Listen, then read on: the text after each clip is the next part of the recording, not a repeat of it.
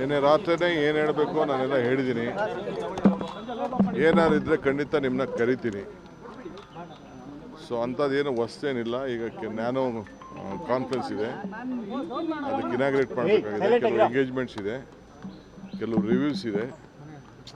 ಎಲ್ಲ ಮಂತ್ರಿಗಳಿಗೆ ನಾನು ಕೂಡಲೇ ನಾಳೆಯಿಂದನೇ ಎಲ್ಲ ಬರ ಪರಿಹಾರಕ್ಕೆ, ಬರ, ಅತಿವೃಷ್ಟಿ, ಅನಾವೃಷ್ಟಿ ಇವಕ್ಕೆಲ್ಲ ಭೇಟಿ ಮಾಡಬೇಕು ಅಂತ ಹೇಳಿದ್ದೀನಿ. ಟೈಮ್ ವೇಸ್ಟ್ ಮಾಡಿಬಿಡಿ ಅಂತ.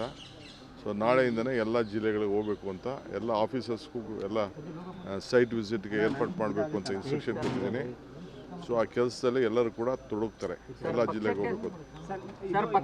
ಸಾಮೂಹಿಕ ರಾಜೀನಾಮೆ ಕೊಡ್ಲಿಕ್ಕೆಲ್ಲ ಮುಂದಾಗಿದ್ದಾರೆ ಸರ್. ಯಾರು ನೋಡಿ, ರಾಜೀನಾಮೆ ಕೊಡೋರು ಇವೆಲ್ಲ ರಾಜಕೀಯದಲ್ಲಿ ನಡೀತಾ ಇರೋದು.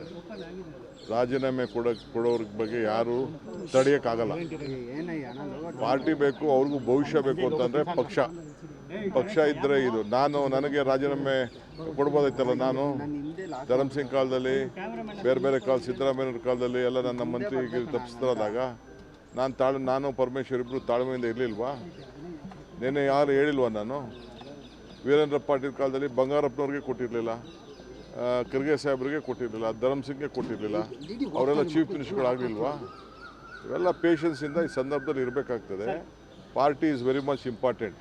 ಯಾರು ರೆಸಿಗ್ನೇಷನ್ ಕೊಟ್ಟರೆ within few minutes I am going to accept. ನಾನು ಈಗಾಗಲೇ ಎಲ್ಲ ನಮ್ಮ ಬೋರ್ಡು, ಕಾರ್ಪೊರೇಷನ್ನು ರಿವ್ಯಾಂಪ್ ಮಾಡ್ತಾಯಿದ್ದೀನಿ.